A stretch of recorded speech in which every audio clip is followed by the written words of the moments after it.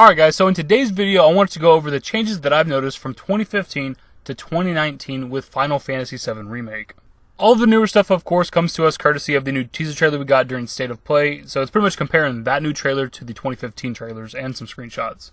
So hopping right into it, the first thing that I noticed, and probably everybody else, was Cloud's redesign. We knew they were going to change him at some point, we just hadn't seen anything yet, and when the first trailer came out in 2015, the gameplay trailer, a lot of people were making fun of how scrawny and skinny Cloud was, and while that is very true, he was pretty damn scrawny in that trailer, it kind of made sense because he was coming off of Mako poisoning, so he probably would have been pretty skinny. This image right here was the most up-to-date character model we had for Cloud up until obviously the new teaser trailer. This came to us courtesy of Visualworks doing a presentation with Unreal Engine 4, just a random video, random live stream that happened on YouTube. Now we got my boy Cloud looking like an absolute beast. He's definitely been doing some push-ups since the last trailer here, all the snide remarks about how scrawny he was. But jokes aside, I am glad that the development team listened because he was really scrawny, and I get the lore reason, the lore potential as to why he was so scrawny, but he's the main character, man. He's got to look good, you got to have some muscle on him, especially if he's going to be lifting a sword like that all the time on his back. Quick side note, I'm aware that Cloud has a bunch of Mako in him and Genova cells, and that he's a Sephiroth clone, so he probably doesn't actually need muscles to lift anything, but still you get my point. Something that was brought to my attention, something I didn't even notice, was that his pants are a little bit baggier now, it seems, compared to the original gameplay trailer we got in 2015. Back in 2015, they weren't skin tight, they're still a little bit loose on him, but they definitely seem baggier now, which kind of goes in line with his original character model. It's one of those small, little details that most people out there wouldn't catch, but that's the attention to detail they're giving this game. Now, overall, the actual character design looks pretty much the exact same in terms of the outfit that he's wearing, down to the wrappings under that bracer on his left arm, and the actual belt he's got on, the shirt, turtleneck thing is exactly the same. The only thing that's different is his skin color. He doesn't look sickly and pale anymore. Obviously, the muscle. His face has been redesigned, and so is his hair. I definitely think he looks a lot better now, more appealing, more attractive, no homo. All I'm saying is, once the scenes of Cloud dressing up as a woman come out, I'm hopping on Pornhub. When it comes to Barrett's current character model, I don't notice anything too different. In the teaser trailer, we didn't get like a full front body shot of Barrett to see if there's anything really that different. The main thing that I did notice that other people pointed out, though, is the chest hair. My man wasn't rocking those locks back in 2015. It's kind of a weird character decision. Nothing wrong with it. It looks cool. It works for Barrett. It's just kind of a weird thing. Like, I imagine him in the designing room, the developing room, like, what does Barrett need? Chest hair. One thing I did notice, however, is he has this like sleeve thing going up his gun arm, and in the new teaser trailer, it goes up his arm more, and it's a lot baggier looking. Not exactly sure the reasoning for this. Maybe it's from like a logical standpoint. If it's a little bit loose fitting, gives him a little more range of motion for combat and fighting and stuff. I don't know. That's just a guess. When it comes to Jessie's character model, we knew they were going to redesign or rework her. The only thing that I noticed that's different is her hair color. It's like a dark brown now when it used to be like a pretty bright red color. You can see it in the original gameplay trailer and with the concept art. Or maybe it's like a reddish brown color, but either way, it's a dark brown now for sure. Other than that, there might be some subtle changes to her outfit that I'm just not noticing. Her armor appears to be a little bit brighter of a color, but that could just be the lighting. Next, we'll move on to the combat HUD or heads-up display for those of you that aren't epic gamers like me. Back in 2015, with the original gameplay trailer, we had a menu that you actually had to navigate in the middle of combat, which is obviously very distracting. You can get used to it over time, of course, but still, having to navigate menus while you're trying to fight something or somebody is a problem. And then sometime after those 2015 trailers, we got some in-game screenshots, and they had reworked the action menu. It still worked the same, you still had to navigate stuff, but it looked a little different. Fast forward to now, 2019, and it's completely different. You have attacks mapped to buttons, and you can hit circle to bring up a command menu where you have other attacks and items and things mapped to the other buttons as well, so that you don't have to actually go through a menu. You can just hit circle, bring up the command menu, hit the bumpers to navigate through the shortcuts, and just use whatever attacks and items you want. It's much more simplified this way. Instead of having to navigate through the entire list of items that are in your inventory, all the magic that you have, all the summons and commands and attacks that you have, you can just use whichever ones you prefer to use. And also, if you go back to that 2015 action menu, there's actually an option for defend, which would have been like complicated because you would have actually had to navigate a window just to block and defend yourself.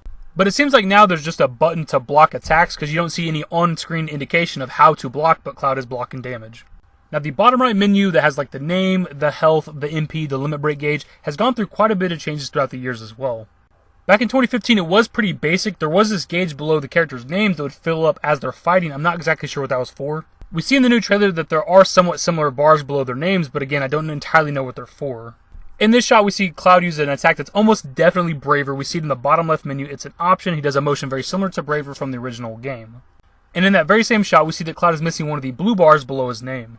And in this shot, you see Barrett use Big Shot and Cloud use Cross Slash, which were both limit breaks from the original game. But if you pay attention to this clip, they both lose the orange bar on the right that's below their MP gauge. So my thought and speculation from this is that maybe the blue bar is kind of like techniques and skills, and attacks from the original game that used to be considered limit breaks have been regulated down to that, because we see Cloud use Braver, but he's only missing the blue bar, and we see them use Big Shot and Cross Slash, but they're only missing the orange bar. The only other differences that I've seen or heard is the voice acting sounds a little bit different, because if you know Cloud's voice, if you've watched anything or played anything after Final Fantasy VII, which obviously didn't have voice acting, you know what Cloud's voice sounds like. It's been the same voice actor for everything in English, Steve Burton, but in this new teaser trailer, Cloud sounds very, very different. I don't care about your politics. Not interested. I'm fine. A flower? And now that I'm listening to both trailers back to back repeatedly, the voices do sound somewhat similar. It might just be the way that Steve Burton's reading the lines, but I've seen other people address that they think it's not him, and I want to put it in here just in case. But as of 2017, he did say that he was doing the role, so maybe he still is, maybe it's just the way he's doing the lines, I don't know. Barrett sounds somewhat different between the 2015 gameplay trailer and the 2019 teaser trailer, but the lines are being delivered very differently, because in the gameplay trailer he's just talking, 2019 trailer he's yelling a lot during combat and stuff. But either way, we know that Barrett's not being voiced by his original voice actor anymore. And this last one isn't a change from 2015 till now, but it has to be pointed out, the Sephiroth voice actor sounds different. How can I not, when you've beaten it into my head? Can you bear to see the planet suffer, Cloud?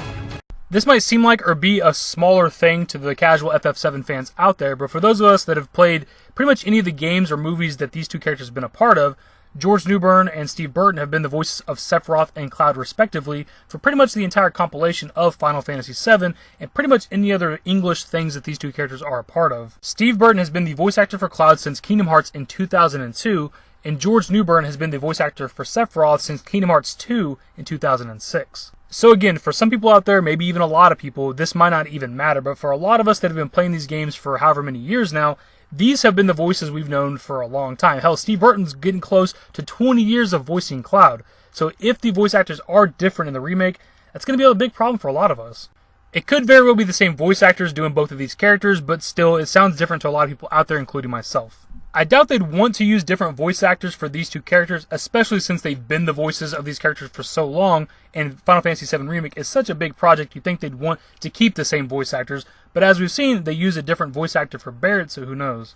Either way, guys, that'll pretty much wrap up the video. That's everything that I noticed is different from the 2015 trailers and screenshots that we've got for FF7 Remake to now the 2019 teaser trailer. There might be some stuff that I missed, and if that's the case, be sure to let me know in the comment section below. I am only one guy. Could have very well missed some stuff. Hopefully you guys enjoyed the video, and if you did, give it a thumbs up. Subscribe to the channel if you guys are new and want to stay up to date with more Final Fantasy VII Remake content. Turn on all my notifications. Follow me on Twitter at TheDashingDavid, and my Discord. Links to my social networks are in the description and in the outro. Later, guys. I will never be a memory.